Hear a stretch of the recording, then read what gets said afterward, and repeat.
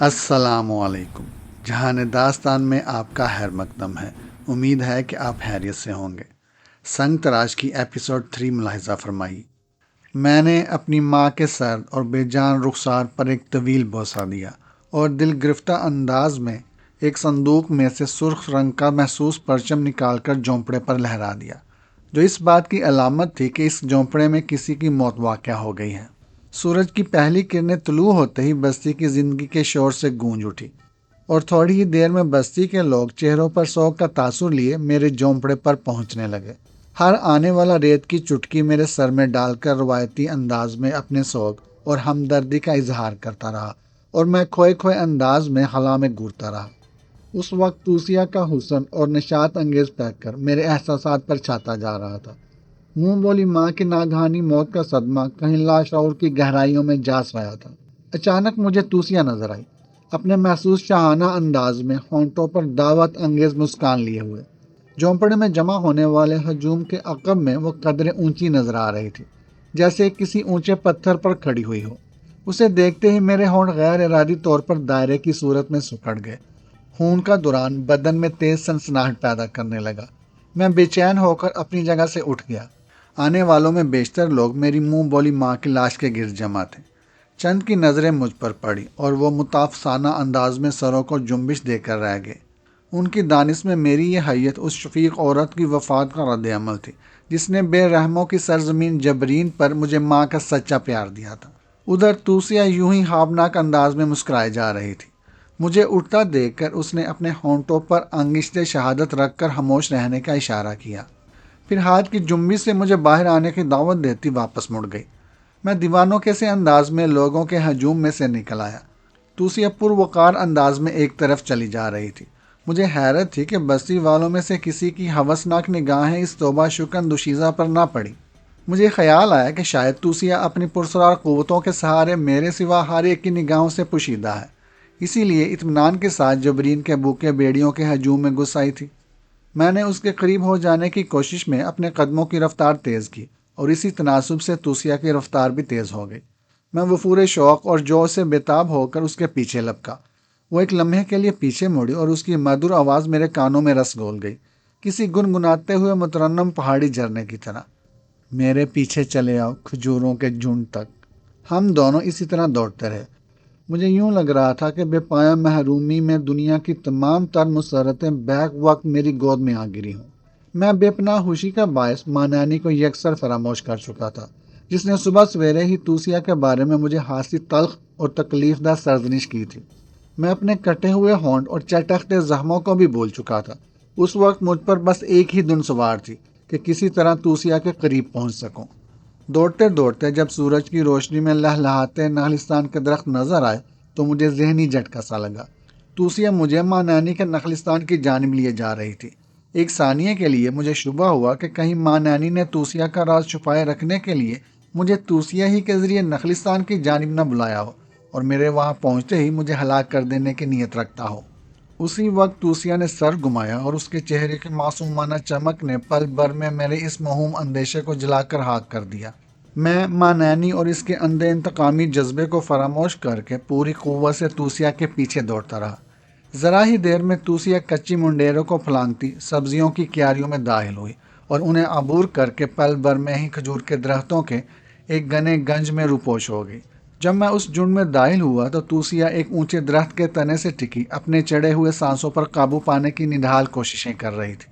اس کے رخسار دوران خون کی تیزی سے رس بھرے اناروں کی طرح دہک رہے تھے۔ اس کی بلوری آنکھوں کی چمک میں خلوص اور چاہت کی نیلی جھیل لہریں لے رہی تھی۔ اس کے قریب پہنچنے سے قبل میرے دل و دماغ میں آندیاں سی چل رہی تھی۔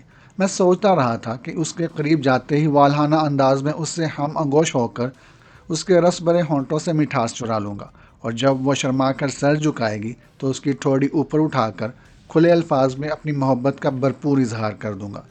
لیکن کھجوروں کے اس فلک بوس کنج میں گھستے ہی میرے سارا عزائم ریت کے گروندوں کی طرح ڈھیر ہو گئے۔ روب حسن سے مجھ پر سکتہ طاری ہو گیا۔ ہم آغوشی تو کجا، میں اس پروقار شہزادی کو چھونے تک کی ہمت نہ کر سکا۔ خواب میں نظر آنے والے دھندلائے ہوئے پیکر کے مقابلے میں اس کا جیتا جاگتا وجود کہیں زیادہ حسین تھا۔ توسیہ کے زندہ جسمانی روپ کو دیکھ کر میرے سارے تصورات مان پڑ گئے۔ وہ حسن کا ایک ایسا مرقع تھا جس کے معیار تک میرے فنکارانہ تخیل تک کی رسائی نہیں ہو سکتی تھی۔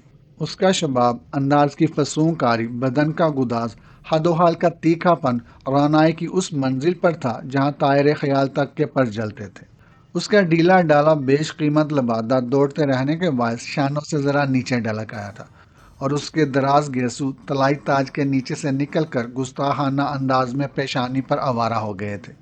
میں کئی منٹ تک ششدر و مبہوت کھڑا اس لاہوتی پیکر جمال کو دیکھتا رہا، جس نے میرے برب دل کے نازک ترین تاروں میں لطیف ارتعاش پیدا کر دیا تھا، اور اس کی مسکراتی ہوئی آنکھیں میرے چہرے پر جمی رہیں۔ توسیہ، تم کس قدر حسین ہو! آخر کار میرے لب کانپے، اور میں نے تحسین کے جذبے میں ڈوب کر اس کو مخاطب کیا۔ اس نے بڑی ادا کے ساتھ گردن کو قدرے خم کیا اور درخت کے تنے سے ہٹ کر متخیرانہ سرگوشی میں بولی، تمہیں میرا نام کس نے بتایا حسین؟ اچانک میری کھوپڑی میں دھماکہ ہوا۔ اس کے سوال نے مجھے ماں نینی، نیم اندھا اور پرسرار ماں نینی یاد دلا دیا، جس نے توسیہ کی خاطر مجھے سزا دی تھی اور جس کے نہلستان میں اس وقت موجود تھا۔ سورج نکلنے سے پہلے ماں نینی میرے جھونپڑے پر آیا تھا۔ میری آواز یک بیک مزمل سی ہو گئی۔ اسے تمہاری تلاش تھی، رات تم میرے خواب میں آئی تھی، اور ماں نینی نے مجھے اس کی کڑی سزا دے ڈالی۔ ماں نینی؟ وہ مٹھیاں بھینچ کر نفرت و حقارت کے ساتھ بولی، پھر اس کی نظریں میرے زخموں سے پھسلتی پھٹے ہوئے خون پر جا ٹھہری۔ وہ اس زمین کا بوجھ ہے حسین، اور تم اس کی قیدی ہو۔ میرے لہجے میں کرب سمٹ آیا۔ ہاں، مجھے جیتنے کے لیے تمہیں ماں نینی سے ٹکر لینی پڑے گی حسین۔ وہ قریب بڑھ آئی۔ جذبوں کی شدت آہستہ آہستہ روب حسن اور نسوانی حجاب پر غالب آتی جا رہی تھی۔ میں نے نرمی سے اس کا ہاتھ تھام لیا۔ میں تمہاری کہانی سننا چاہتا ہوں توسیہ۔ ماں نینی تو کیا، میں تمہاری خاطر پہاڑوں تک کے ٹکڑے اڑانے کو تیار ہوں۔ اوہ، تم واقعی انسان ہو حسین۔ وہ بے اختیار میرے سینے سے آ لگی۔ توسیہ کی سانسوں کا آہنگ تیز ہونے لگا تو وہ کسمسا کر میرے بازوؤں سے نکل گئی۔ بیٹھ جاؤ حسین۔ وہ نظریں نیچی کیے ایک درخت کے قریب بیٹھتے ہوئے بولی، تم سچ مچ بتاؤ توسیہ کہ تم کون ہو؟ میں نے چند ثانیوں کے بوجھل سکوت کے بعد اس کے قریب سرکتے ہوئے پوچھا۔ یہ صدیوں کی بات ہے، وہ دھیمی آواز میں بولی۔ میرا باپ وادی نیل سے میلوں دور تک کی وسعتوں پر حکمران تھا۔ اس کے جلال اور دبدبے کا یہ عالم تھا کہ صحراؤں میں بسے ہوئے سینکڑوں قبیلے اس کے مقابلے پر آئے بغیر اس کے باج گزار بن گئے۔ پتھروں سے تراشے ہوئے دیوتاؤں کا پجاری تھا، اور اپنی سلطنت میں کسی دوسرے مسلک کا وجود برداشت نہیں کرتا تھا۔ اسے علاقے فتح کرنے کے لیے کبھی خون کا ایک بھی قطرہ بہانے کی ضرورت پیش نہیں آئی، لیکن مسلک کی خاطر اس نے بستیوں کی بستیاں خون میں نہلا دیں، برے پورے گھر آگ لگا کر ویران کر دیے۔ وہ آگ کی پوجا کرنے والوں کا جانی دشمن تھا، کیونکہ وہ لوگ بظاہر صنم پرستی پر تیار ہو جاتے تھے، لیکن اپنی بستیوں میں چوری چھپے ایک یاری بنا لیتے تھے اور وہاں جا کر مقدس آگ کی پوجا کرتے تھے۔ آخر اس نے اپنے لشکر صحراؤں اور آبادیوں میں ہر طرف پھیلا دیے تاکہ آگ کے پوجنے والوں کو تہہ تیہ کیا جا سکے۔ اس کا نظریہ یہ تھا کہ آگ انسانوں کو صرف نقصان پہنچاتی ہے، اس لیے اس کے پجاری بھی کسی اچھے مقصد کے لیے کام نہیں کر سکتے۔ وہ آتش پرستوں کی بستیوں کو گھیر کر ان میں آگ لگوا دیتا اور ان سے جان بچا کر نکلنے والوں کو نیزے بونک بونک کر آگ میں جل مرنے پر مجبور کر دیتا۔ وہ آگ سے پناہ مانگنے والوں سے قہقہے لگا کر کہتا، یہی وہ آگ ہے جسے تم پوجتے ہو، جاؤ اور اپنے اس بھڑکتے ہوئے خدا کا وصال کرو۔ وہ اپنی سرخ زبانیں نکالے اپنے پجاریوں کے بدن چاٹ لینے کے لیے بےتاب ہے۔ پھر اس کے خوف سے بہت سے قبیلے گمنام علاقوں میں روپوش ہو گئے۔ انہی میں یہ قبیلہ بھی تھا جو اب جبرین کے نام سے اس صحرا میں انسانیت کے خون پر پل رہا ہے۔ اس زمانے میں اس قبیلے کا ایک پروہت تھا۔ اس کے قبضے میں بے شمار پرسرار قوتیں تھیں۔ اس نے اپنے قبیلے کی ذلت آمیز جلا وطنی اور روپوشی کا انتقام لینے کے لیے میرے باپ پر کئی وار کیے، لیکن اسے آسمانی دیوتاؤں کا تحفظ حاصل تھا، لہٰذا پروہت اس کا کچھ نہ بگاڑ سکا۔ پھر اس پروہت نے مجھے اپنا نشانہ بنایا۔ میرے باپ کے دربار کے مذہبی پیشوا کو اس حربے کا بروقت علم ہو گیا۔ نادیدہ قوتوں کے اس بھیانک ٹکراؤ میں 40 روز تک سکرات کے عالم میں بستر پر پڑی اپنی موت کی منتظر رہی، لیکن موت نہ آ سکی۔ البتہ میری روح میرے بدن سے بچھڑ گئی۔ میری روح آتش پرستوں کے پروہت کی قید میں آ گئی اور میرا بدن اپنے مل ہی میں بے جان پڑا رہ گیا۔ میرے باپ نے جبرین کی تلاش اور بے کنی کے لیے ہر طرف لشکر بھیجے، لیکن اس قبیلے کا کہیں سراغ نہ مل سکا۔ آخر کار میرا بدن محفوظ کر کے سندل سے بنے ہوئے ایک دیو ہیکل معبد میں رکھ دیا گیا تاکہ میری روح جب بھی آتش پرستوں کے پروہت کی قید سے نجات حاصل کرے تو اپنے جسم میں واپس لوٹ سکے۔ بس اسی روز سے جبرین کے پروہتوں نے اپنی جدی انتقام کی خاطر مجھے قید کیا ہوا ہے۔ ہر پروہت اپنی موت سے قبل مجھے نئے پروہت کی قید میں دے دیتا ہے اور یہ راز پروہتوں کی نسل میں سینہ بسینہ چلا آ رہا ہے۔ جس روز بھی میری قید کا یہ راز جبرین کے ہر زندہ باسی کو معلوم ہو گیا، اسی روز پروہتوں کا طلسم ٹوٹ جائے گا اور میری روح آزاد ہو کر اپنے بدن میں لوٹ سکے گی۔ یہ کہہ کر وہ پرخیال انداز میں خاموش ہو گئی۔ میں حیرت سے دم سادے اس کی کہانی سنتا رہا۔ اس تصور ہی سے میری رگوں پہ میں سنسناہٹ ہونے لگی کہ توسیہ صرف ایک روح ہے۔ مجھے خیال آیا کہ میں تو اس سے ہم آغوش ہو چکا ہوں۔ ذرا ہی دیر پہلے اس کے لب و رخسار کی حرارت آ گئی اور حیات آفریں رعنائیوں سے لذت اندوز ہوتا رہا ہوں۔ کسی روح کے حیولے کے ساتھ تو یہ سب کچھ ہونا ممکن ہی نہیں ہے۔ اور پھر میرے یہ اندیشے سوال بن کر لبوں پر آ گئے۔ توسیہ، کیا تم واقعی صرف ایک روح ہو؟ ہاں، وہ نظریں اٹھا کر بولی۔ اس کے ہونٹوں پر عارفانہ مسکراہٹ بکھری ہوئی تھی، جیسے وہ میرے ذہن میں اٹھنے والے اندیشوں کی تحریر میری پیشانی پر پڑ چکی ہو۔ پھر تمہارا یہ پیکر، تمہارا زندہ لمس، تمہارے گداز بدن کی یہ رعنائی، میں الجھن امیز انداز میں اس قدر کہہ کر رک گیا۔ یہ ایک راز ہے، زندہ حقیقت کی طرح، وہ ہنس کر بولی۔ مجھے الجھن میں نہ ڈالو توسیہ، میں اضطراری انداز میں اس کا ہاتھ دباتا ہوا بولا۔ وقت آنے پر تم سب کچھ جان لو گے، وہ اپنا تاج اتار کر ایک طرف رکھتے ہوئے بولی۔ کیا تمہیں مجھ سے محبت ہے توسیہ؟ چند ثانیوں کے بوجھل سکوت کے بعد میں نے جھجکتے جھجکتے اس سے دریافت کرنے کی ہمت کر ہی ڈالی۔ اگر ماں نینی کو اس ملاقات کا علم ہو گیا تو وہ مجھ پر بڑا ظلم کرے گا۔ میری روح اندھیرے کھنڈرات اور دھواں اگلتی کھائیوں میں مصائب میں مبتلا کر دی جائے گی۔ اگر محبت نہیں تو مجھے یہ خطرہ مول لینے کی کیا ضرورت تھی؟ اگر ماں نینی کو اس ملاقات کا علم ہو گیا تو وہ مجھ پر بڑا ظلم کرے گا۔ میری روح اندھیرے کھنڈرات اور دھواں اگلتی کھائیوں میں مصائب میں مبتلا کر دی جائے گی۔ اگر محبت نہیں تو مجھے یہ خطرہ مول لینے کی کیا ضرورت تھی؟ میرے اس سوال پر اس کا لہجہ قدرے متافسانہ ہو گیا۔ آخر تم نے یہ سوال ہی کیوں کیا؟ اب میں بستی میں جا کر چیخ چیخ کر لوگوں کو بتاؤں گا کہ ماں نینی نے تمہیں قید کیا ہوا ہے، میں پرجوش لہجے میں بولا۔ ماں نینی کا طلسم ٹوٹ کر رہے گا اور میں تمہیں اپنی زندگی کا شریک بناؤں گا۔ نہیں نہیں حسین، یہ نہ کرنا، وہ یکا یک بوکھلا گئی۔ تم ہی نے بتایا تھا نا، میں فتح مندانہ لہجے میں بولا، جس روز جبرین کے ہر باسی کو تمہاری قید کا راز معلوم ہو گیا تمہیں نجات مل جائے گی۔ ہاں یہ سچ ہے، وہ میرے گلے میں باہیں ڈالتے ہوئے بولی، مگر ماں نینی تمہیں زندہ نہ چھوڑے گا، وہ بہت ظالم ہے۔ میں اپنے کرب سے نجات کے ساتھ ہی تمہاری زندگی بھی چاہتی ہوں، میں ہر آن تمہاری حفاظت کروں گی۔ مجھے یاد آیا کہ ماں نانی نے بھی جاتے جاتے مجھے ایسی ہی دھمکی دی تھی۔ پھر میں نے محبت بھرے انداز میں اپنی باہیں توسیہ کی پتلی سی کمر میں ڈال دیں۔ وہ ذرا سا کسمسائی اور میں نے اسے اپنے قریب کھینچ لیا۔ تم اچھے سنگ تراش ہونا حسین، وہ اپنے بدن کا بوجھ مجھ پر ڈالتے ہوئے بولی۔ صرف سنگ تراشی نہیں توسیہ، بلکہ فنکار، میں اس کی زلفوں کی مہکار سونگھتا ہوا بولا۔ تم نے پہلا مجسمہ کس کا تراشا تھا؟ وہ دھیمی آواز میں بولی۔ میں چونک پڑا۔ سردار جوبا کی لڑکی زینو کا مجسمہ تھا۔ کیا تمہیں وہ پسند ہے؟ اس بار اس کا لہجہ جذبات سے یکسر عاری تھا۔ پسند اور محبت دو الگ الگ راستے ہیں توسیہ۔ میں یک بیک جذباتی ہو گیا۔ زینو کے ساتھ میں نے بچپن میں ریت کے گروندے بنائے تھے، برسوں سے ایک دوسرے کے ساتھ کھیلے ہیں اور یہی میری پسند ہے۔ پھر ہر جوان مرد کو ہر قبول صورت اور نوعمر دوشیزہ پسند ہوتی ہے، مگر اسے محبت نہیں کہا جا سکتا۔ تم یہ سن لو کہ مجھے محبت صرف تم سے ہے۔ اگر تم نے مجھے ٹھکرا بھی دیا تو میں اب زندگی بھر تمہاری پرستش کرتا رہوں گا۔ مجھے اس کی پرواہ نہ ہوگی کہ تم میرے ساتھ کیا رویہ اختیار کرتی ہو۔ میرے سر سے ایک بڑا بوجھ ٹل گیا۔ وہ پہلی بار شوخ انداز میں ہنس پڑی۔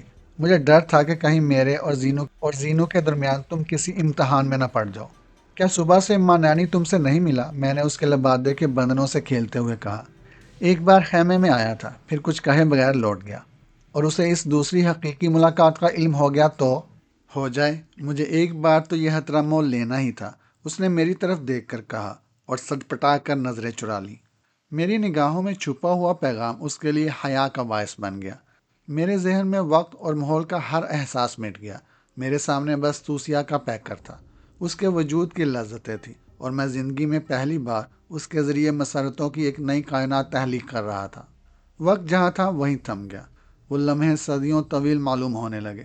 یوں لگ رہا تھا جیسے جنم جنم سے میں اور توسیہ ایک ہوں۔ لیکن یہ لمحے لازوال ثابت نہ ہو سکے۔ دنیا کی بے ثباتی اس لذت پر غالب آئی اور حسین تصورات میں ڈوبی یہ کیفیت یک بیک ختم ہو گئی۔ نہ جانے میں کتنی دیر یوں ہی آنکھیں موندے گزرے ہوئے لمحوں کے نشاط امیز تصور میں کھویا رہا۔ پھر اچانک ہی ایک تخیر آمیز مردانہ غراہٹ سن کر میں چونک پڑا۔ ہڑبڑا کر آنکھیں کھولی تو سردار جوبا اور بوڑھے مانانی کے غضبناک چہروں پر نظر پڑی۔ میں نے بوکھلا کر فوراً ہی اپنا لبادہ پہن لیا اور مجرمانہ احساس کے بجائے تن با تقدیر ہو کر سردار جوبا کی آنکھوں میں آنکھیں ڈال دی۔ وہ پوری قوت سے جبڑے بینچے مجھے گور رہا تھا۔ اس کے زخموں کے نشانات سے بھرے ہوئے چہرے کے نقوش غصے کی شدت سے بگڑ چکے تھے اور آنکھوں میں خون اترا ہوا معلوم ہو رہا تھا۔ تیری یہ جسارت ناپاک کیڑے کہ تو سردار جوبا کے گریبان پر ہاتھ ڈالنے سے بھی باز نہ آیا، وہ تیش بھرے لہجے میں غرایا۔ میری نگاہیں پوری مستعدی سے اس پر جمی ہوئی تھی۔ میں اپنی غفلت سے اسے کوئی موقع نہیں دینا چاہتا تھا اور بلا وجہ اسے مشتعل بھی نہیں کرنا چاہتا تھا، اس لیے مصالحانہ لہجہ اختیار کرتے ہوئے بولا، تمہیں کسی نے بہکایا ہے سردار؟ میں جانتا ہوں کہ بستی میں لائی جانے والی ہر اجنبی لڑکی پر سب سے پہلے تمہارا حق ہوتا ہے، مگر تنہائی میں اس کے قریب میں خود پر قابو نہ پا سکا۔ اجنبی لڑکی؟ وہ زمین پر پیر پٹک کر اتنی زور سے داڑا کہ درختوں پر بیٹھے ہوئے صحرائی پرندے خوف زدہ ہو کر آوازیں نکالتے فضا میں اڑ گئے۔ مانانی بابا اسے جانتا ہے، لیکن تمہارے لیے یہ اجنبی لڑکی ہی ہے، میں نے حیرت سے کہا۔ اندھا سمجھتا ہے مجھے؟ وہ غصے میں آپے سے باہر ہو گیا۔ کیا اب جوبا اپنی زینو کو بھی نہ پہچان سکے گا؟ یہ کہتے ہوئے اس نے اپنے بال نوچ لیے۔ زینو کا نام سنتے ہی مجھے یوں محسوس ہوا جیسے کسی نے میرے سر پر وزنی لٹھ دے مارا ہو۔ میں نے بوکھلا کر توسیا کی جانب دیکھا، لیکن اس کا کہیں پتہ نہ تھا، نہ ہی اس کا تاج یا لبادہ وہاں موجود تھا۔ اس کی جگہ ریتلی زمین پر نیم برہنہ زینو بے سدھ پڑی ہوئی تھی۔ اس کے چہرے پر ایسا ابدی سکون تھا جیسے وہ انتہائی پرکیف لمحے گزار کر انہی کے تصور میں سو گئی ہو۔ اس انکشاف پر میرے خاص باہتا ہو گئے۔ تو کیا گزرے ہوئے لمحے میری نظر کا فریب تھے کہ میں جسے توسیا سمجھتا رہا وہ زینو تھی؟ لیکن میرا فریب نظر کیسا؟ وہ تو توسیا ہی تھی، اس نے خود اقرار کیا تھا اور اس نے اپنی لرزہ حس کہانی سنائی تھی، محبت کے عہد و پیمان باندھے تھے۔ پھر یہ زینو کہاں سے آ پہنچی؟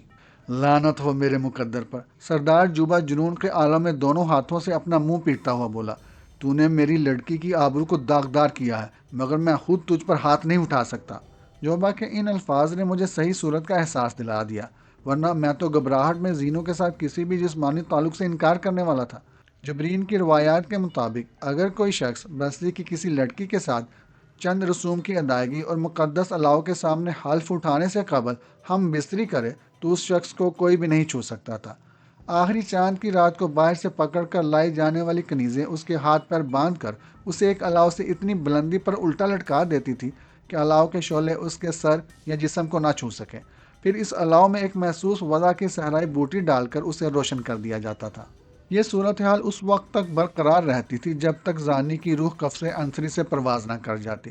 مجھے یقین تھا کہ اب آخری چاند کی رات تک جبرین میں سب لوگ مجھے منحوس اور نجس سمجھتے ہوئے میرے قریب تک نہ پھٹکیں گے اور نہ مجھ کو ایذا دی جائیں گی، جبکہ توسیا کو اس جگہ دیکھ کر شاید مجھے فوراً ہی ہلاک کر دیا جاتا، کیونکہ وہ جبرین کی باسی نہیں تھی۔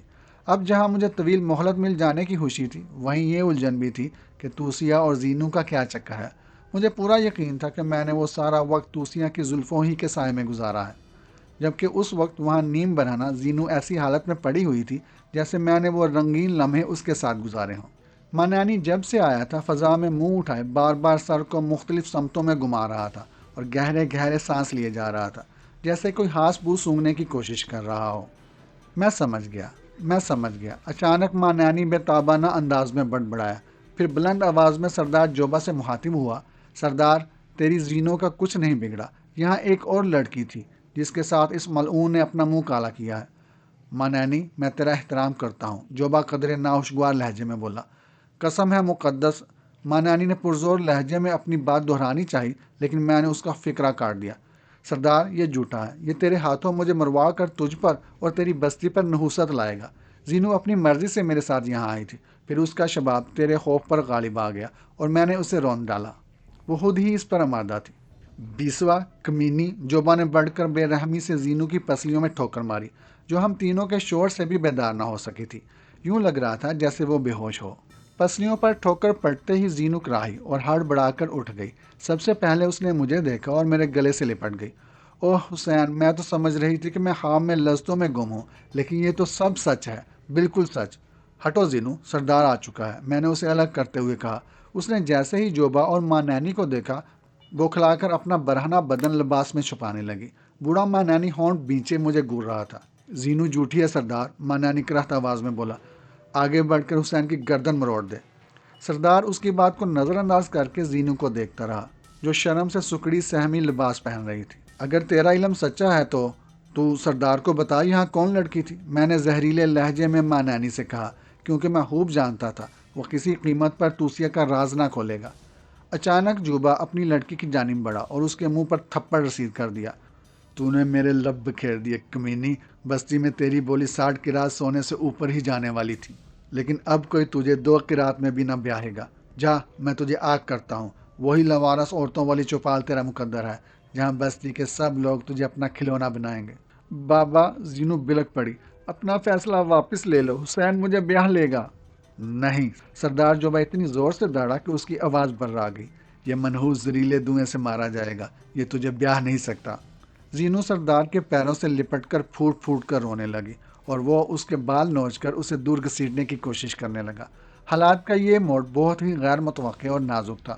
مجھے علم تھا کہ ماں نانی سچ کہہ رہا ہے۔ میں نے نشاط میں ڈوبے ہوئے لمحے توسیہ کی جوان آغوش میں گزارے تھے، جبکہ زینو پرسرار طور پر وہاں نظر آئی، اور میں نے محض چند سانسوں کی مہلت پانے کے لیے اسے بھی اپنے گناہ میں آلودہ کر لیا تھا، جس کی پاداش میں اس کا باپ اسے گھر سے نکال کر جبرین کے بیوہ خانے میں پھینک رہا تھا۔ سردار، میں اس کی بولی 5 قرات دیتا ہوں، میں نے اپنی منہ بولی متوفیہ ماں کی جمع پونجی کا حساب لگا کر سردار جوبا سے کہا۔ تو اسے کنیز بنائے گا؟ سردار جوبا نے حیرت سے پوچھا۔ ہاں، میں نے گہری متانت کے ساتھ کہا۔ میں دستور کے مطابق اب منحوس قرار دیا جا چکا ہوں، مجھ سے شادی کا حق چھین لیا گیا ہے، مگر میں تجھے 5 قرات سونا دے سکتا ہوں۔ پاگل ہے تو، سردار جوبا خود کلامی کے انداز میں بڑبڑایا۔ 5 قرات میں تو جبرین کے چرواہوں کی لڑکیاں بیاہ میں بھی مل جاتی ہیں۔ مگر ٹھیک ہی ہے، تیرا کون وارث ہے جس کے لیے تو سونا چھوڑے گا؟ میں خاموش رہا۔ مہینے کی آخری رات تیری زندگی کا ساز خاموش ہو جائے گا اور پھر زینو اسی چپال میں پہنچا دی جائے گی، کیونکہ جن کنیزوں کے آقا مر جاتے ہیں وہ بھی لاوارثی کہلاتی ہیں۔ سردار جوبا نے زمین پر پڑی ہوئی زینو کو دیکھتے ہوئے کہا، جو ریت پر منہ اونڈائے روئے جا رہی تھی۔ نہیں، میں نے ٹھوس لہجے میں کہا، 5 مہینے تو انتظار کرنا ہی ہوگا، کون جانے کہ زینو کی کوکھ میں میرا بچہ پروان چڑھنا شروع ہو جائے۔ ٹھیک ہے، سردار جوبا یہ کہہ کر واپسی کے لیے مڑا۔ اس دوران میں کینہ پرور ماں نانی مجھے گھورتا رہا۔ سردار کے مڑتے ہی وہ لپک کر میرے قریب آیا اور میرے کان میں سرگوشی کرتے ہوئے بولا، ماں نانی سے کوئی بات چھپی نہیں رہتی، میں یہاں توسیہ کے بدن کی مہک سونگھ رہا ہوں اور سارا راز جان چکا ہوں، وہ بڑی دیر یہاں رکی ہے۔ اسی وقت جوبا ہمیں پیچھے نہ آتا پا کر واپس لوٹا اور ماں نانی کو رازدارانہ انداز میں مجھ سے سرگوشی کرتے دیکھ کر خاصا حیران ہوا۔ ماں نانی بابا، تو اس چوکرے کو کیا بتا رہا ہے؟ اس نے قریب آتے ہوئے مشکوک لہجے میں پوچھا۔ ماں نانی غیر فطری اور کھوکھلے انداز میں ہنس کر رہ گیا، اور میں نے محسوس کیا کہ جوبا ماں نانی کی جانب سے شبہات میں مبتلا ہو چکا ہے۔ یہ تبدیلی میرے لیے امید افزا اور ہنسی خوشگوار تھی۔ آؤ زینو، یہاں سے چلو، میں نے زمین پر پڑی ہوئی سردار کی لڑکی کی طرف بڑھتے ہوئے کہا۔ دور ہٹ، سردار اچھل کر میرے اور زینو کے درمیان آ گیا۔ 5 قرات سونا دیے بغیر تو اس لڑکی کو ہاتھ بھی نہ لگا سکے گا۔ لٹی لٹی زینو ہمارے ہمراہ بستی کی جانب چل دی۔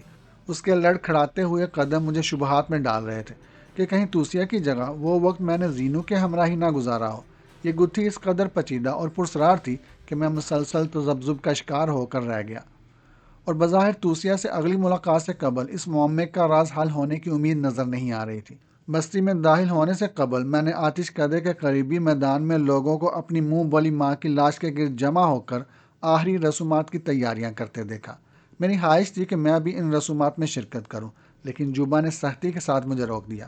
زینو کے ساتھ مشکوک حالت میں پائے جانے کے بعد میں جبرین میں 3 درجے کا شہری ہو کر رہ گیا تھا، جسے کسی رسم یا تقریب میں شرکت کا حق نہیں تھا۔ اپنے ویران جھونپڑے میں پہنچ کر میں نے 100 کا سرخ پرچم نوچ دیا اور اندر صندوق میں سے وہ سونا نکال کر سردار کے حوالے کر دیا، جو میری منہ بولی ماں نے تقسیم ہونے والے مال غنیمت سے پس انداز کر کے میری شادی کے لیے جمع کیا ہوا تھا۔ سونے کے وزن کا اندازہ کر کے جوبا نے زینو کا بازو پکڑ کر بے رحمی کے ساتھ اسے میری جانب دھکیل دیا اور وہ میرے سینے سے لگ کر بے بسی سے رو پڑی۔ اس کی حالت اتنی رقت انگیز تھی کہ میرا دل بھر آیا۔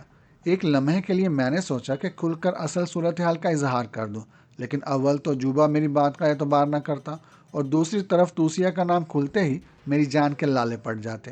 موجودہ صورتحال میں کم از کم مجھے اتنی امید تو تھی کہ توسیہ مجھ سے دور رہتے ہوئے بھی میری حفاظت کرے گی۔ کشاں کشاں ہم سردار جوبا کے خیمے پر پہنچے۔ سردار نے اپنے سیاہ فام غلام تالیس کو بلا کر اشاروں سے میرے بارے میں سمجھایا اور پھر مانانی کے ہمراہ آتش قدر کی جانب لوٹ گیا تاکہ مرنے والی کی آخری رسوم کی ادائیگی شروع ہو سکے۔ سردار جوبا کا دیو پیکر غلام تالیس کسی گینڈے کی طرح طاقتور تھا، ساتھ ہی وہ سماعت اور گویائی کی قوتوں سے بھی محروم تھا۔ سردار کے جانے کے بعد میں نے کئی بار اشاروں کی مدد سے اسے بات کرنی چاہی، لیکن وہ پتھر کے کسی بت کی طرح نیزہ سنبھالے بیٹھا رہا۔ سردار کی لڑکی زینو کو دوسری کنیزوں نے گھیر لیا۔ وہ سب بد نصیب لڑکیاں وہ حالات جاننے کے لیے بے چین تھیں جن کے تحت ان کی مالکہ پل بھر میں انہی کی صف میں لا کھڑی کر دی گئی تھی۔ سورج غروب ہونے کے بعد جوبا تھکا ہارا واپس آیا۔ اس کے پیچھے آنے والے غلام نے ایک بڑا سا چوبی صندوق میرے سامنے ڈال دیا اور لوٹ گیا۔ جوبا نے لباس کی گرد جاڑنے کے بعد شراب کے کئی جام حلق میں اونڈے پھر سراہی سنبھالے میرے سامنے آ بیٹھا۔ اس کا انداز بتا رہا تھا کہ وہ مجھ سے کوئی خاص بات کرنے والا ہے۔ چند لمحوں تک میرے چہرے کو گورتے رہنے کے بعد اس نے اپنے غلام تالیس کو بھی اشارے سے وہاں سے ہٹا دیا۔ میں ہمتن گوش ہو کر اس کی طرف متوجہ ہو گیا۔ تیری زندگی کے دن تو آخری چاند رات کو پورے ہو رہے ہیں حسین۔ سردار جوبا کے خوفناک چہرے پر غمگینتا طاری تھی اور لہجہ قدر ہمدردانہ تھا۔ میں نے سر کو اسبات میں جنبش دی۔ اور تو یہ بھی جانتا ہے کہ اس وقت تک کے لیے تجھے کوئی رعایت نہ دی جائے گی۔ ٹھیک ہے، میں اس کے لیے تیار ہوں۔ میں نے اس کا سودے بازی کا انداز بانپتے ہوئے ٹھوس موقف اختیار کیا۔ اس صندوق میں تیرے سارے اوزار ہیں۔ جھونپڑے کو آگ لگوانے سے پہلے میں نے یہ سب نکلوا لیے تھے۔ وہ میرے سامنے پڑے ہوئے 24 صندوق کی طرف اشارہ کرتے ہوئے بولا۔ کیا اب تمہارا سنگ تراشی کا ارادہ ہے؟ میں نے حیرت سے دریافت کیا۔ بکواس مت کرو، سردار جلا گیا۔ اگر تم میرا ساتھ دو تو یہ اوزار تمہیں مل سکتے ہیں۔ اور اس نے خاموش ہو کر گرد و پیش میں نظریں دوڑائیں اور رازدارانہ لہجے میں بولا، میں موت سے پہلے تمہیں زینو سمیت یہاں سے فرار ہو جانے میں مدد بھی دے سکتا ہوں۔ اس بات کی پیشکش پر میرا تجسس بڑھ گیا۔ میں نے محسوس کیا کہ جوبا اس وقت بہت زیادہ دلچسپ موضوع پر بات کر رہا ہے۔ لیکن تمہارا ساتھ کیسے دوں؟ میں نے انجان پن کا مظاہرہ کرتے ہوئے حیرت سے پوچھا۔ میں بھی اس معاہدے کا ایک فریق ہوں۔ خیمے میں بوڑھے مانیانی کی کرخت اور زہریلی آواز گونجی اور وہ آہنی شام والی چھڑی کو گردش دیتا مردانہ وار اندر گھس آیا۔ سردار جوبا نے شراب کی سراہی کو ایک طرف پھینک دیا اور اپنی جگہ سے اٹھ گیا۔ یہ صورتحال خاصی سنسنی خیز تھی۔ میں اپنے دونوں دشمنوں کے درمیان میں سے ایک طرف سرک گیا۔ حالات خود بہت ایسا رخ اختیار کرتے جا رہے تھے کہ مجھے اپنا مستقبل یک بیک تابناک نظر آنے لگا تھا۔ میں اپنی تقدیر کے زہر خون سے قطعی بے خبر تھا۔ بوڑھا مانینی اپنی آہنی شام والی چھڑی کو فضا میں گردش دیتا خیمے میں گھسا چلا آیا اور وسط میں سردار جوبا کے مقابل آ کھڑا ہوا۔ جوبا کا خوفناک چہرہ غضب کی آگ سے یک بیک دہک اٹھا۔ اس کی بڑی بڑی ڈرونی آنکھوں میں خون کی سرخی اتر آئی۔ اس کے سینے میں اٹھنے والا بلاخیز طوفان نتنوں کی راہ سے آتشی فنکاروں کی طرح خارج ہونے لگا اور اس کا پورا بدن فرتے جوش سے کانپنے لگا۔ مانانی کے رکتے ہی فضا میں جوبا کی پھینکی ہوئی سراہی کے ٹوٹنے کی آواز گونجی۔ پھر چند ثانیوں کے لیے اس خیمے میں بس ان دونوں کے چٹتے ہوئے سانسوں کی گونج باقی رہ گئی۔ وہ دونوں ایک دوسرے کے دو بدو کھڑے خون اشام نگاہوں سے ایک دوسرے کو گورتے رہے۔ پھر سردار جوبا کی قہر بار آواز نے اس بیانک سکوت کو توڑا۔ میں پھر کہتا ہوں مانانی کہ میں تیری عزت کرتا ہوں۔ مجھے علم ہے، نیمندے مانانی کی آواز میں زہر کی سی تلہی رچی ہوئی تھی۔ تیری آواز کے آہنگ اور تیرے لہجے کی گستاخی سے یقیناً میری عزت افزائی ہوئی ہے سردار۔ مانانی، سردار جوبا مٹھیاں بینچ کر بولا۔ میں سہم کر ان دونوں خونی بیڑیوں سے دور ہٹ کر خیمے کی عقبی قنات کے سہارے جا کھڑا ہوا۔ محترم سردار، مانانی نے تضحیک امیز لہجے میں یہ کہتے ہوئے اپنے سر کو قدر خم دیا، تجھے علم ہے کہ میری نادیدہ قوت جبرین کے ہر باسی کے سر پر منڈلاتی رہتی ہیں اور مانانی کے سامنے اونچی آواز میں بولنے والوں کی چمڑی چابکوں سے ادھیڑ دی جاتی ہے۔ تجھے میری اجازت کے بغیر اس خیمے میں گھسنے کا حق کس نے دیا؟ سردار جوبا سخت تیش کے باوجود مانانی سے خائف نظر آ رہا تھا۔ مانانی حق بانٹتا ہے سردار۔ یک بیک اس مخمنی سے بوڑھے کا لہجہ نرم ہو گیا۔ مقدس علاؤ کا رکھوالا ہے، اسے آسمانی قوتوں نے سارے حقوق سونپے ہوئے ہیں۔ تیری حکمرانی بس اگیاری تک محدود ہے مانانی۔ سردار کی آواز قدرے دھیمی ہو گئی لیکن لہجہ اب بھی بگڑا ہوا تھا۔ جبرین کی بستی پر صرف میرا حق ہے، لیکن تو اپنی مرضی سے اس قیدی سے کوئی سمجھوتا نہیں کر سکتا۔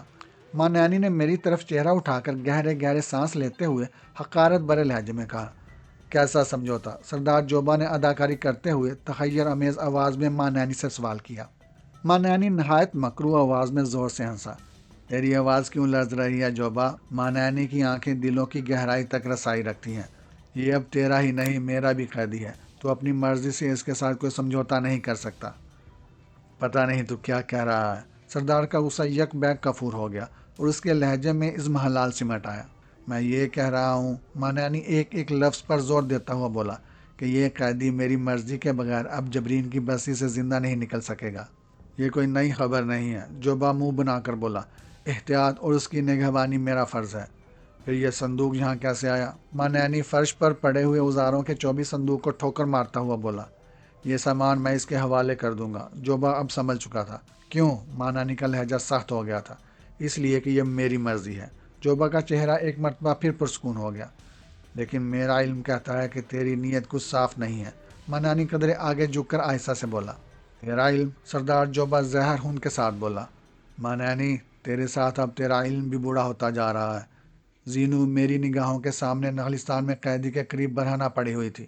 اس کی حالت گزرے ہوئے بوجھل اور گناہ آلود لمحوں کی زندہ تصویر تھی، مگر تیرا علم پھر بھی یہی کہتا تھا کہ زینو کا کچھ نہیں بگڑا۔ تو چاہتا تھا کہ میں بستی کی مقدس روایت کو توڑ کر اپنے ہی ہاتھوں اپنی بیٹی کی آبرو لوٹنے والے کا خون کر دوں اور نادیدہ قوتوں کے عذاب میں مبتلا ہو جاؤں۔ کیا یہ تیری نیت کا فطور نہیں تھا؟ میں پھر کہتا ہوں کہ وہ فریب تھا، ماں نانی جلائے ہوئے سے لہجے میں بولا۔ حسین نے زینو کو ہاتھ بھی نہیں لگایا تھا۔ تیری دلیلیں بیکار ہیں ماں نانی۔ اس کے مقدر کا فیصلہ چاند کی آخری شب کو ہی ہو سکے گا، اور اس وقت تک تو اس کو کڑی نگرانی میں رکھے گا، ماں نانی تعدینی لہجے میں بولا۔ یہ سب کو معلوم ہے۔ اچانک ماں نانی پلٹا اور تیزی کے ساتھ میرے قریب آ کر ٹھہر گیا اور اپنے استخوانی ہاتھ سے میرا شانہ تھام کر دبی دبی سرگوشیانہ آواز میں بولا۔ اس وقت توسیہ تیری آغوش کو گرما رہی تھی اور سردار کو زینو کا فریب دے کر تجھے چند سانسوں کی مہلت دے گئی ہے۔ توسیہ میری قوم کے دشمن کی بیٹی ہے اور یرغمال کے طور پر اب ہمیشہ ہماری قید میں رہے گی۔ تو اس کا راز جان چکا ہے اور اب یہاں سے زندہ نہ نکل سکے گا۔ میں صحراؤں میں اور پہاڑوں میں بھی تجھے ڈھونڈ نکالوں گا اور وہ تیری کوئی مدد نہیں کر سکے گی۔ اسے بھول کر ہی تو اپنے آخری دن سکون سے گزار سکے گا۔ اتنا کہہ کر وہ ہمیں سے باہر نکلتا چلا گیا۔ سردار جوبا کچھ دیر تک اپنی جگہ ہی کھڑا ماں نانی کو جاتے ہوئے دیکھتا رہا، پھر پرخیال انداز میں مجھے اپنے قریب آنے کا اشارہ کیا۔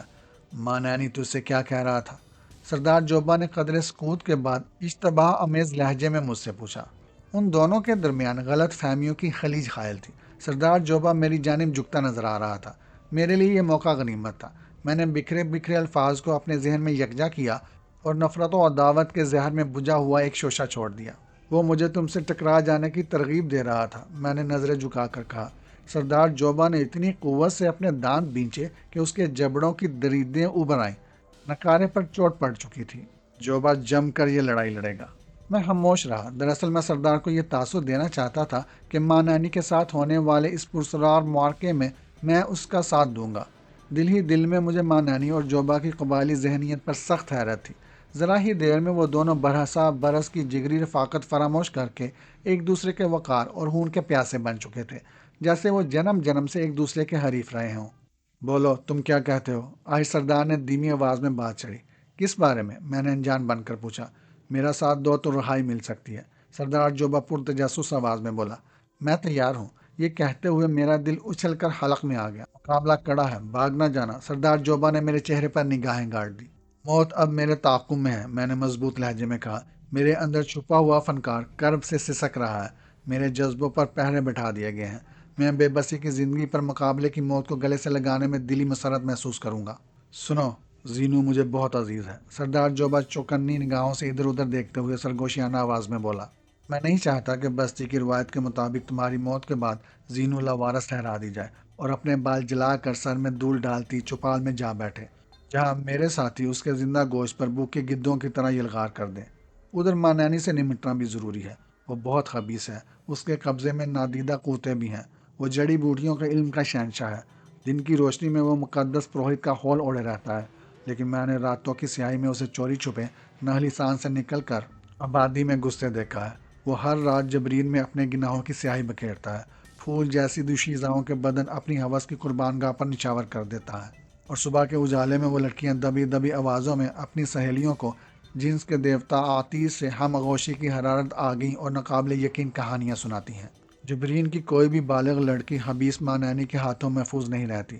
رات کی تاریکی میں وہ اپنی پرسرار قوتوں سے ان لڑکیوں کو یوں اندھا کر دیتا ہے کہ انہیں معنانی کے بجائے دیوتا آتیش اپنے بستر پر نظر آتا ہے۔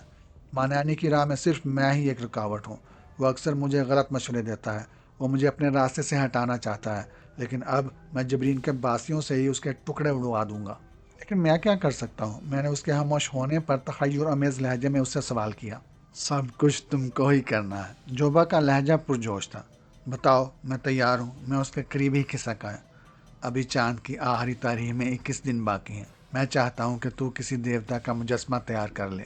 میرا غلام وہ بت معنانی کے خیمے میں پہنچا دے گا۔ پھر میں جبرین والوں کے ساتھ نخلستان پر دعویٰ بول دوں گا۔ جب وہاں سے دیوتا کا بت نکلے گا تو سب یہی سمجھیں گے کہ معنانی ان سے فریب کرتا رہا ہے۔ وہ پتھروں کا پجاری اور ان کا دشمن ہے اور دھوکے سے آگیاری کا پروہت بنا بیٹھا ہے۔ غیظ و غضب میں بپھرے ہوئے لوگ پل بھر میں اس کی بوٹیاں اڑا ڈالیں گے۔ یعنی تم اس کے خلاف بغاوت کرانا چاہتے ہو؟ بغاوت؟ سردار جوبا نے تحقیر آمیز انداز میں ہونٹ سکیڑے۔ بغاوت حکمرانوں کے خلاف ہوتی ہے اور معنانی ایک چلاک اور سازشی دشمن کے سوا کچھ بھی نہیں ہے۔ خیر، میں تیار ہوں، لیکن اس سارے منصوبے میں میری رہائی کا کوئی تذکرہ نہیں ہے۔ مجسمہ نخلستان میں پہنچ جانے کے بعد جب میں بستی میں اپنے شبہات کا اعلان کروں گا تو بستی کے تمام مرد و زن نخلستان کی طرف روانہ ہو جائیں گے۔ اس خیمے کی پشت پر 3 گھوڑے تیار رہیں گے۔ میرا غلام تالیس تجھے تیرے اوزاروں اور زینوں سمیت محفوظ مقام تک چھوڑ آئے گا۔ جبرین کی اگیاری کے پرسرار پروہت معنانی کے خلاف سازش تیار ہو چکی تھی۔ جس شخص کے سامنے جبرین والے اونچی آواز میں بولتے ہوئے ڈرتے تھے وہی ذلیل و خوار ہونے والا تھا۔ سردار جوبا میری رضامندی کو زینوں سے محبت کا نتیجہ سمجھ رہا تھا، لیکن مجھے بنت نیل کی فکر تھی، میری توسیہ جو معنانی اور اس کی شیطانی قوتوں کے چنگل میں قید تھی۔ میرے دل و دماغ پر توسیہ اور اس کے فرحت انگیز قرب کی یادیں چھائی ہوئی تھی۔ مجھے توسیہ کے حصول کا راستہ اب سہل ہوتا نظر آ رہا تھا۔ معنانی کی موت کے بعد توسیہ کی روح یقیناً اس کی قید سے آزاد ہو جاتی اور میں اسے اس کے جسمانی پیکر سمیت اپنا بنا لیتا۔ وقت مؤثر اور کام طویل تھا۔ دن ڈھلنے کے بعد رات آ گئی، مگر مجھے خبر نہ ہو سکی۔ کافی دنوں کے بعد میری انگلیوں نے ہتھوڑی اور چھینی کا لمس محسوس کیا تھا۔ مجھ پر عالم خود فراموشی طاری ہوتا جا رہا تھا۔ دنیا و مافیوں سے بے خبری کے عالم میں ہتھوڑی کی ضربوں اور چھینی کی کاٹ سے پتھر پر خد و خال ابھرتے رہے۔ میرے جذبے دل کی گہرائیوں سے امٹ کر پتھر پر نقش و دوام بن جانے کے لیے مضطرب تھے۔ میرے بال بکھر چکے تھے۔ چٹان سے کٹ کر اڑنے والے سنگریزوں نے میرے چہرے کی کھال ادھیڑ دی، میرے سینے پر زخم لگائے، پھر میرے ہاتھ تکان سے بہک چلے۔ بار بار ہتھوڑی چھینی سے پھسل کر میری انگلیوں کو کچلتی اور میں ہر نئے زخم کے ساتھ ہی اپنے دل میں عزم تازہ کے سوتے پھوٹتے محسوس کرتا۔ رات ڈلتی رہی، سنگ تراش پتھر کا سینہ چیرتا رہا، جہاں اب نکیلے اباروں کی جگہ ایک پر سی شبیہ کے دھندلے دھندلے خد و خال نمودار ہو چکے تھے۔ ایک مرتبہ پھر میرا ہاتھ بہکا اور ہتھوڑی نے میرا بایاں انگوٹھا کچل ڈالا۔ چھینی میرے ہاتھ سے نکل گئی۔ میں نے ایک ہلکی سی سسکاری لے کر اپنے ہاتھ پر نظر ڈالی۔ میری انگلیاں لہو لہان ہو چکی تھیں اور انگوٹھے کے تازہ زخم سے گرم گرم خون کی گاڑی بوندیں ٹپک رہی تھیں۔ میں نے اپنے دامن سے لہو کی وہ بوندیں خشک کیں اور زمین پر گری ہوئی چھینی کی طرف ہاتھ بڑھایا، لیکن مجھ سے پہلے ہی لمبی لمبی مخروطی انگلیوں اور دودھ جیسی رنگت والا ایک نرم و نازک نسوانی ہاتھ نیچے جھکا اور چھینی سمیت اوپر اٹھتا چلا گیا۔ اس کے ہاتھ کے تعاقب میں میری نگاہیں اٹھی اور اٹھی کی اٹھی رہ گئیں۔ خیمے کا لامتناہی سکوت حکمران تھا۔ داہنی جانب 2 مشعلیں فروزاں تھیں، جن کی بڑکتی ہوئی یرقان زدہ روشنی سے بار بار سکڑنے اور دراز ہونے والے سائے ہیبت کا طلسم باندھ رہے تھے۔ خیمے کے باہر سردار جوبا کے بے رحم اور گونگے بہرے غلام تالیس کی مسلسل اور دبی دبی آہٹیں گونج رہی تھیں، جیسے آج کی شب اسے کسی خون ریز مارکے کا انتظار ہو۔ تو تم یہاں کیسے؟ میں نے شوق اور خوف کے ملے جلے جذبات کے تحت کانپتی ہوئی سرگوشیانہ آواز میں اپنے سامنے کھڑی ہوئی پرجلال حسینہ سے سوال کیا۔ اس کے پتلے پتلے گلابی ہونٹوں پر غم انگیز مسکراہٹ پھیل گئی۔ آج کی رات نخلستان ویران ہے۔ معنانی کسی لمبے سفر پر نکل گیا ہے۔ میں نے کھڑا ہونا چاہا، لیکن کئی گھنٹوں سے مسلسل بیٹھے رہنے کے باعث میری ٹانگیں کانپ گئی۔ اگر توسیہ بڑھ کر سہارا نہ دیتی تو میں زمین پر گر پڑا ہوتا۔ کیا حالت ہو رہی ہے تمہاری؟ توسیہ درد انگیز لہجے میں بولی۔ تمہارے چہرے پر خون کی سوکھی ہوئی پپڑیاں جمی ہوئی ہیں ہاتھ زخموں سے چور ہیں۔ خود پر رحم کرو حسین۔ میں آنکھیں موند کر آسودگی کے احساس کے ساتھ مسکرایا۔ میرا یہ خون ماں نانی سے خراج وصول کرنے والا ہے توسیہ۔ میں چاند کی آخری شب سے قبل ایک ایسا حسین پیکر تراشنا چاہتا ہوں جسے دیکھ کر ہر ایک کو دیوتاؤں کا قہر و جلال یاد آ جائے۔ میں بڑے کرب میں مبتلا ہو گیا ہوں توسیہ۔ مجھے کسی دیوتا کا پیکر تراشنا ہے، لیکن میں نے آج تک کسی دیوتا کا بت نہیں دیکھا۔ میں نہیں جانتا کہ وہ کیسے ہوتے ہیں۔ وہ کیسے ہوتے ہیں؟ یہ کہتے ہوئے میں نے اپنا سر اس کے شانے سے ٹکا دیا۔ میری خاطر تم مصیبت میں گر گئے ہو، وہ گرم جوشی کے ساتھ مجھ سے ہمگوش ہوتے ہوئے بولی۔ اس کے ان الفاظ نے یک بیک مجھے چونکا دیا۔ تصورات کی ماورائی دنیا سے نکل کر حقیقت کی دنیا میں آتے ہی مجھے یاد آیا کہ نخلستان میں توسیہ اور زینو کی ایک پیچیدہ کہانی نے میرے ذہن کو الجھا دیا تھا۔ بوڑھے ماں نینی کے خیمے میں اترنے والے نیل کی شہزادیوں کے روشن حیولوں اور ان کی روایات نے ذہن میں سر ابھارا، اور میں توسیہ کا ہاتھ تھام کر فرش پر ہی بیٹھ گیا۔ یہ بتاؤ توسیہ کہ تم صرف روح کس طرح ہو؟ میں نے کانپتی ہوئی زرد روشنی کے انعکاس میں اس کے چہرے پر نظریں جما کر دریافت کیا۔ تم نخلستان والے قصے سے پریشان ہو شاید۔ اس کے ہونٹوں پر محبت آمیز اور پروقار مسکراہٹ کے پھول بکھر گئے۔ ہاں، وہاں تم ہی میری آغوش کی زینت بنی تھی۔ سنو حسین، وہ ٹھہرے ہوئے لہجے میں بولی، میں صرف ایک سایہ ہوں جس کا ایک انفرادی روپ بھی ہے اور رنگ بھی، لیکن تم چھو کر مجھے محسوس نہیں کر سکتے۔ میں تمہاری محبت اور زینو تمہاری پسند ہے۔ میں جب بھی مادی پیکر میں تمہارے سامنے آتی ہوں زینو کے بدن کا سہارا لے کر آتی ہوں، لیکن اسے کچھ علم نہیں ہو پاتا۔ اس روز بھی وہ عالم لاہوت کے حسین خوابوں میں گم ہو کر نیند کی وادیوں میں روپوش ہو گئی تھی، اور میں نے اپنے جذبوں کے ہاتھوں مجبور ہو کر اس کا جسم چرا لیا۔ میں اس میں حلول ہو کر آئی اور تم کو اس کے بدن میں میرے ہی خد و خال نظر آتے رہے۔ جب جوبا اور مانینی ادھر آئے تو میں لوٹ گئی اور نخلستان کے نرم گھاس پر پڑے ہوئے زینو کے بدن میں اس کی روح لوٹ آئی، اور یوں تم سردار جوبا کے قیدی بن گئے۔ تو کیا تمہارے حد و حال میری نگاہوں کا فریب ہے؟ میں نے کھوئی کھوئی آواز میں پوچھا۔ نہیں، جب تک میں زینو کے بدن پر قابض رہتی ہوں اس کے نقش و نگار میرا روپ دھارے رہتے ہیں، جیسے اس وقت تم مجھ کو ہی دیکھ رہے ہو۔ اس عالم میں میرے کسی بھی فعل سے نہ زینو کا تعلق ہوتا ہے نہ اس پر اس کا اثر ہوتا ہے۔ جب زینو دوبارہ اپنی اصلی حالت میں واپس آتی ہے تو اسے اپنے جسم کے ان گمشدہ لمحوں کی کہانی بھولے بھولے، بے ربط اور دھندلائے ہوئے خواب کی طرح یاد رہتی ہے۔ وہ اپنا سر میرے داہنے شانے پر ٹکاتے ہوئے بولی۔ باہر تلیس کے قدموں کی آہٹیں تیز ہو گئی۔ مشعلوں کی روشنی مجھے قدرے مان پڑتی نظر آنے لگی۔ ایک بات اور بتاؤ گی؟ میں نے اس کی زلفوں سے اٹھتی ہوئی بینی بینی مہکار کے خمار میں ڈوب کر اس سے سوال کیا۔ میں تم سے دل ہار چکی ہوں حسین، وہ میری پشت سہلاتے ہوئے بوجھل آواز میں بولی۔ تم جو چاہو پوچھ سکتے ہو۔ مانیانی کے خیمے پر نظر آنے والے روشن حیولوں کا کیا راز ہے؟ میں نے اپنا بازو اس کی کمر کے گرد حائل کرتے ہوئے پوچھا۔ وہ میری سہیلیاں ہیں۔ بچھڑی ہوئی روحوں کے ملاپ کو مانیانی بہت پسند کرتا ہے۔ ان حیولوں کی وجہ سے جبرین والوں پر اس کی قوت کا سکہ جمع ہوا ہے۔ پچھلی ملاقات میں تم نے اپنے جسمانی وجود کا راز مجھ سے چھپایا تھا توسیہ۔ میں اپنے ہونٹ اس کے رخساروں سے مس کرتا ہوا بولا۔ ہر بات کا ایک وقت ہوتا ہے حسین، وہ بولی۔ میں جبرین کے پروختوں کے پشتیانی انتقام کی قیدی ہوں، اور مجھے اپنی زندگی کی خاطر احتیاط سے کام لینا پڑتا ہے۔ جبرین انسان نما بیڑیوں کی بستی ہے، میں نے کہا۔ یہ وحشی درندوں سے بھی بدتر ہے، اور مینانی ان میں سب سے زیادہ قابل نفرت ہے۔ وہ تقدس کا لبادہ اوڑھ کر جبرین کی دو شیزاؤں کا دامن عصمت تار تار کرتا رہا ہے، اور وہ لڑکیاں آتیش دیوتا کی ہم آغوشی پر فخر مندی کا اظہار کرتی پھرتی ہیں۔ میں بہت جلد تمہیں اس شیطان کے چنگل سے نجات دلاؤں گا، ہاں اس کے لیے مجھے اس مجسمے پر شب و روز کام کرنا پڑے۔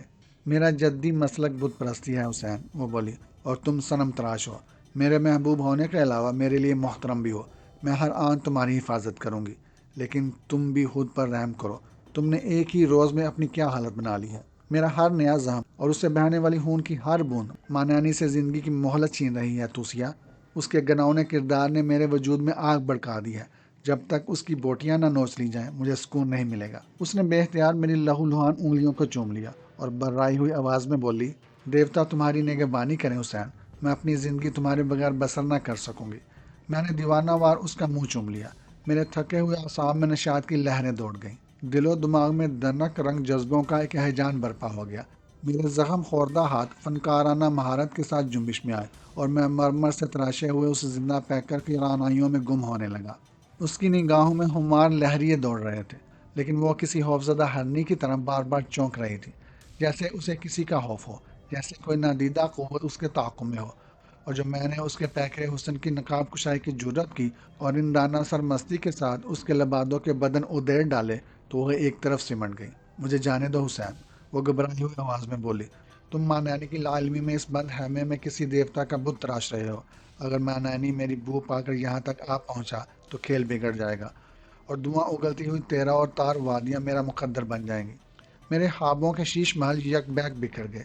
موجودہ حالات میں مانانی میرا سب سے خطرناک اور مکار دشمن تھا، اور میرے مشن کی کامیابی کا دار و مدار اس بات پر تھا کہ آخری مرحلہ طے ہو جانے تک مانانی کو میرے اور جوبا کے مشترک عزائم کی بنک نہ مل سکے۔ میں نے توسیہ کو چھوڑ دیا۔ اس نے اپنے یاقوتی ہونٹ میری پیشانی پر ثبت کر دیے اور ہوا کے دوش پر ہلکورے لیتی خیمے سے نکل گئی۔ میں اس سے کچھ نہ کہہ سکا۔ میرے کان باہر ٹہلتے ہوئے تالیس کے قدموں کی آوازوں پر جمے ہوئے تھے اور میں توسیہ کی جانب سے متفکر تھا۔ مجھے ڈر تھا کہ کہیں وہ گونگا اور بہرا غلام توسیہ کو اپنی وحشیانہ قوت کا نشانہ نہ بنا ڈالے، کیونکہ سردار جوبا نے اسے خیمے کی کڑی نگرانی کا حکم دیا ہوا تھا۔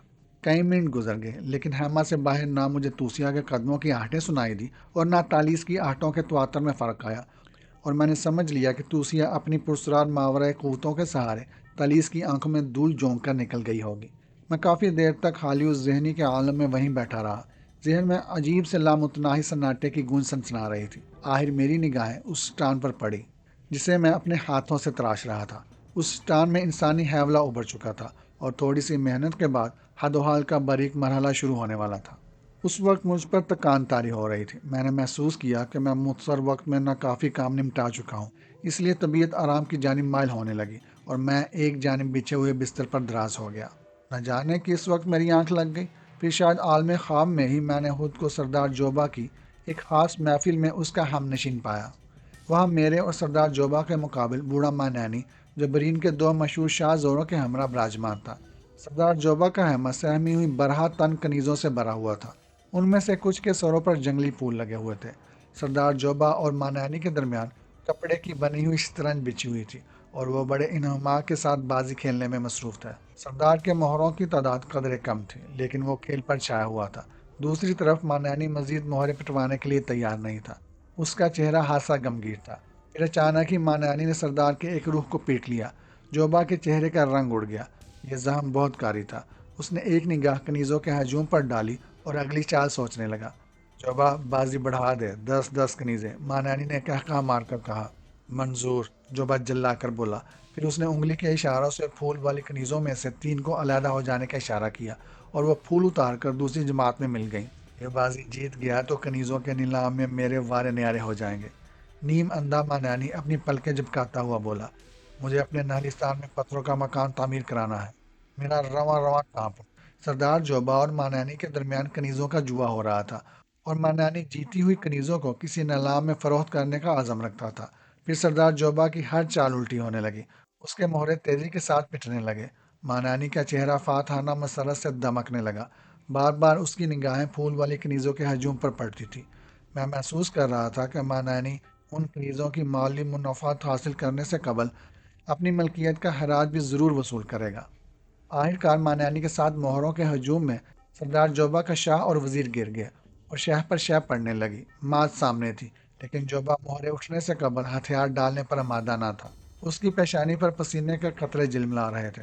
ہلکا تنگ ہوتا رہا اور جوبا کے مہرے اس طرح نغے میں آئے کہ چال ہی باقی نہ رہی اور جوبا نے بساط الٹ دی۔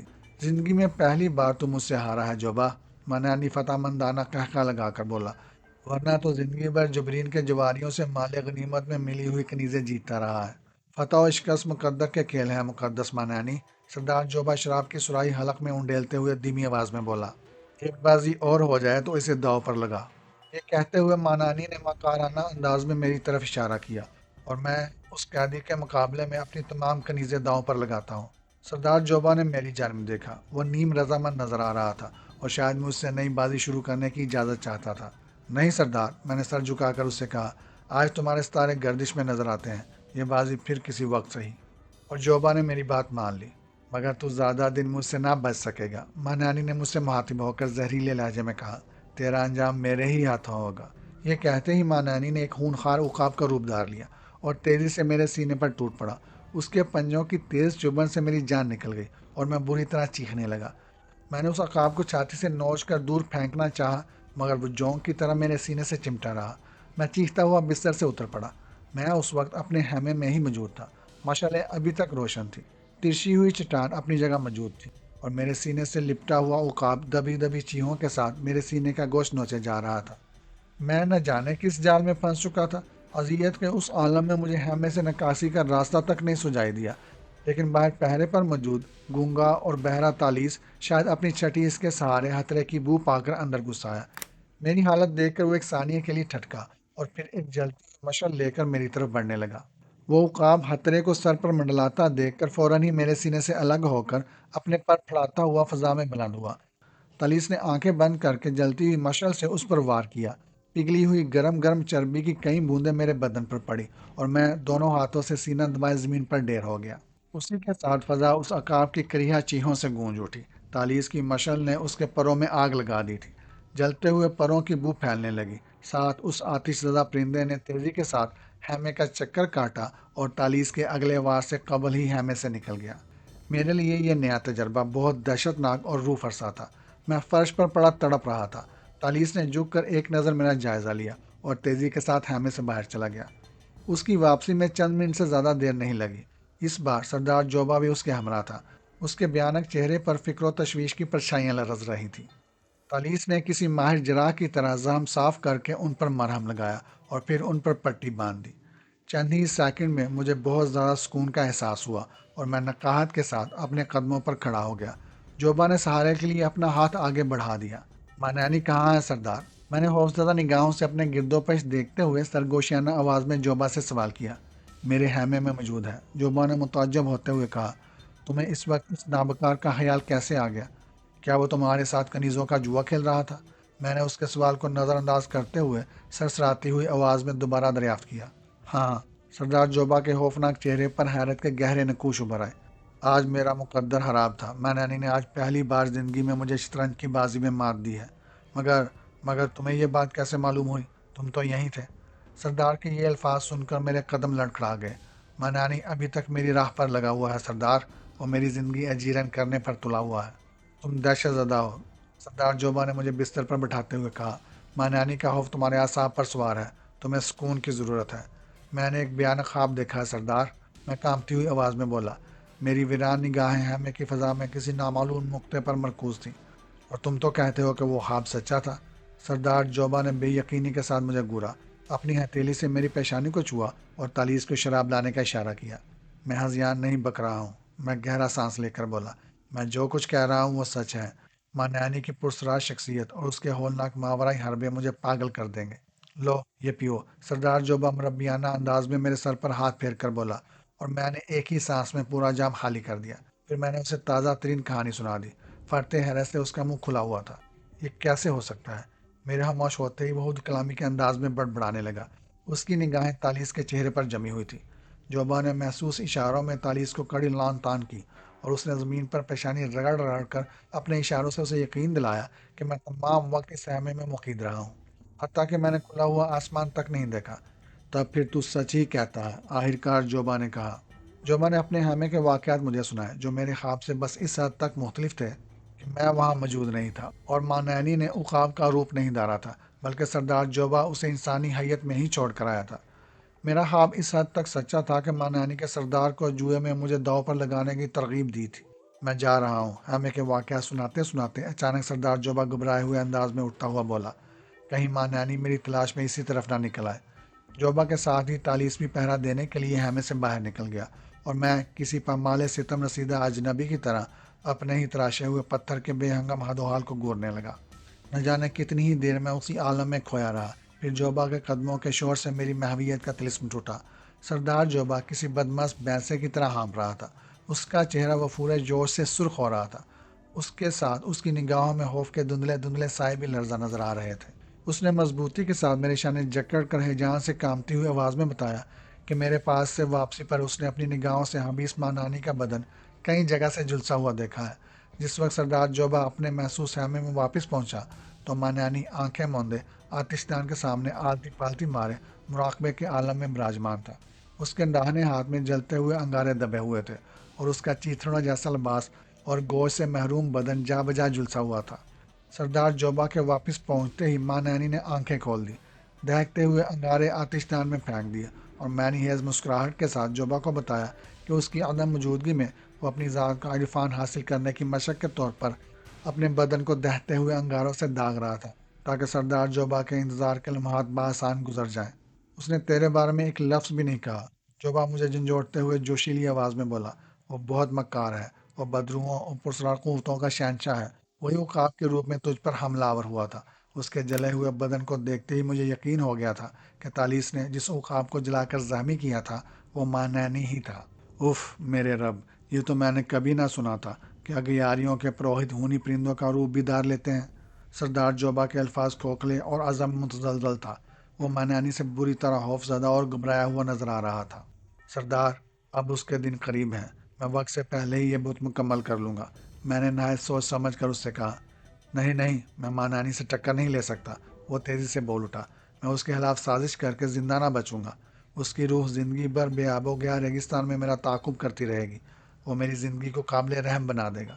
سردار، تم مجھ سے عہد کر چکے ہو۔ میں اس کے سامنے تن گیا۔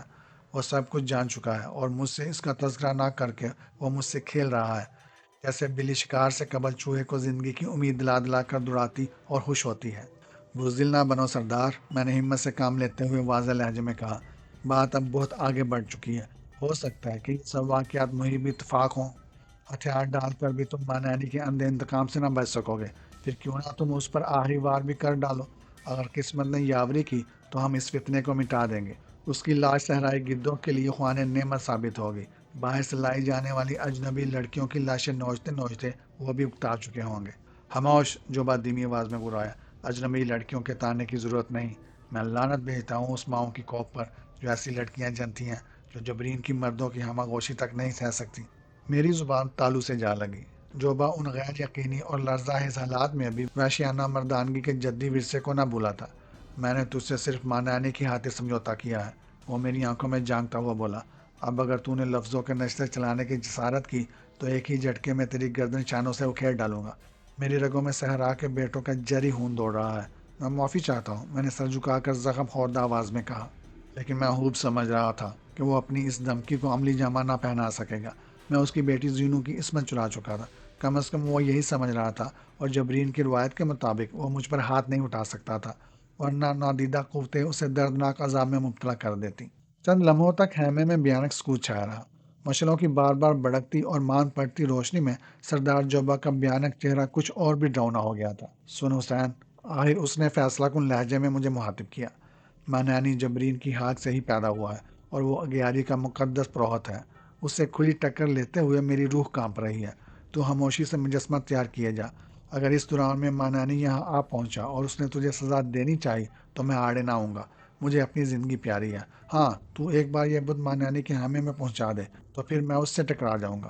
سردار جوبا کی اس درجہ خود غرضی اور مکاری پر میرا خون کھول اٹھا تھا، مگر میں نے اپنے ہونٹوں پر مصنوعی مسکراہٹ لاتے ہوئے اس سے کہا، تم فکر نہ کرو، میں اس پر بھی تیار ہوں۔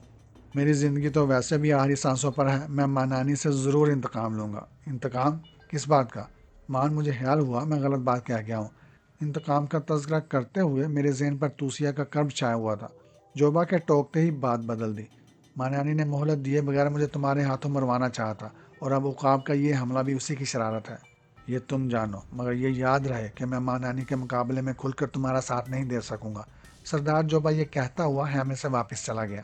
وہ چلا گیا۔ میں کافی دیر تک پتھرائی ہوئی آنکھوں سے خیمے سے نکاسی کے راستے کو گورتا رہا، اور کانوں سے بہرے تالیس کے قدموں کی مضرب آہٹیں سنتا رہا۔